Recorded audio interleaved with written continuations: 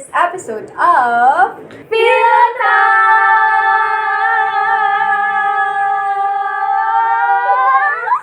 Philotalks!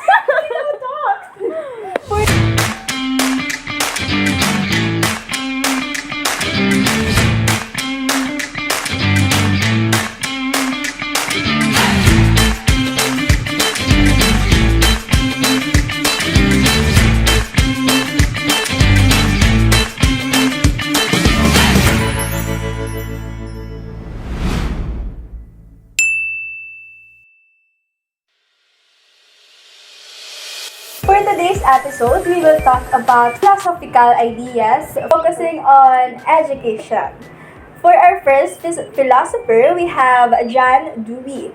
He is an American philosopher who is also believes that education system should change. The theory of progressive education. Progressive education? What do you mean by progressive? What's that? He believes that students are capable on being independent, that they are naturally curious, that learning by doing is actually an effective learning way style. To feed their curiosity, they will never stop searching for answers and ideas until they learn. Especially when they were young. Yes. Right? Actually, as a student, it is really natural to us to be curious. Right? Especially when we're literally clueless about something. Okay. Okay, so it means learning is way better when we actually do things and solve problems instead of just listening to lectures and reading books. Yes, he actually highlighted that teachers are only the facilitators within the institution or our classroom, and he still believes in the ability of our students that eventually they will be independent, and by being curious and actually learning by investigating, inquiries, they will gain their knowledge more effectively. They will literally learn while doing something. Now let's talk about George Count. So, George Count was an American educator, philosopher, and he believes that education helps improve society. Teach not just facts. For him, learning should be student-centered, empowering students to use their knowledge to create positive social change. Oh, I want to emphasize what you've said. Student-centered? Yeah. Student-centered learning. So if that's the case, the teachers will be the agents. Yes. Agents who will not only impart the knowledge to their students, but also help the students to be more curious about, right? To be more curious, like research, do inquiries, and to question our norms.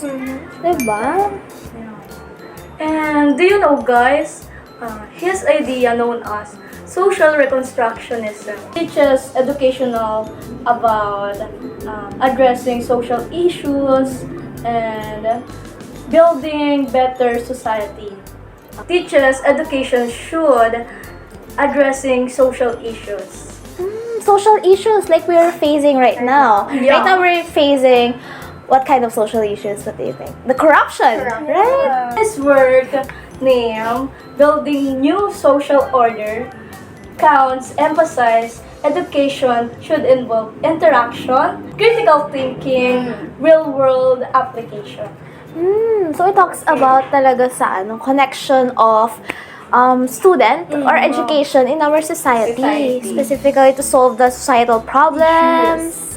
Oh, okay. So, but is it possible to create or produce another theory? I think it is possible since John Dewey's philosophical theory focuses on Progressive education. progressive education, which means that learning by doing. And we can actually show that through experiments and inquiries, since when we experiment and when we inquire to something, we are learning while doing it. And George Count philosophy talks about social reconstructionalism, which describes the relationship of education to social or societal problems.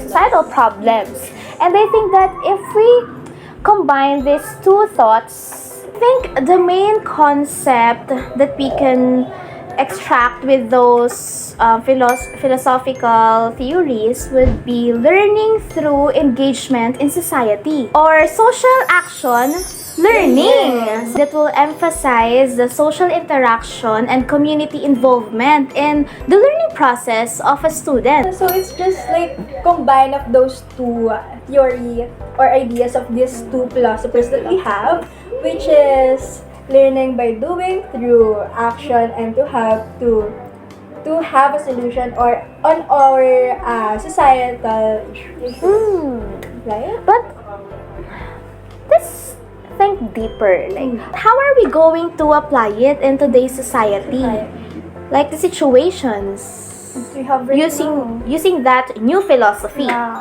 Well, I think we can apply it in industrial town schools, like kind of focus on real-world issues like labor rights. Using Georgetown ideas of education for change and John Dewey's belief in learning by doing. Students work on projects that tackles unfair system and learn to think critically and improve society. Another example will be the on-the-job training that is required to take by college students. OJT for fourth year for students like us. Third year and fourth year students. Okay. Yes, it's also good point. a requirement for our same program, which is education.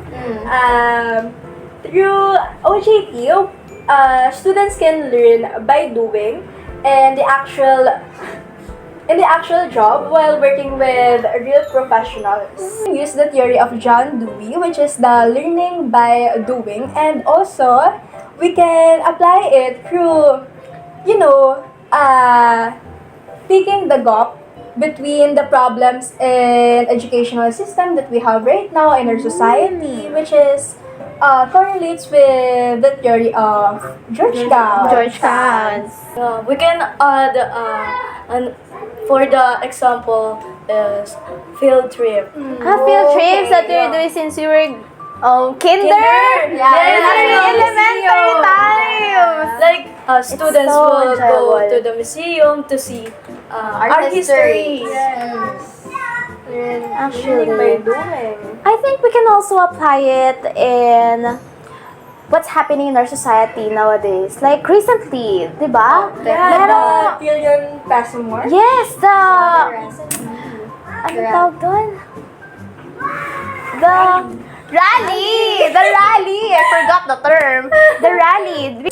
In the rally that happened, the students were fighting for their rights, which means that they were engaging in our societal problems. And at the same time, while they were engaging in that kind of activity, they are learning, right? Yes, They are participating. Yes. And while they're doing the rally, they are also learning, Yes. socializing with people. Because they are being exposed with many informations there, right? Yes. Sayang, di ako nakapunta sa rally.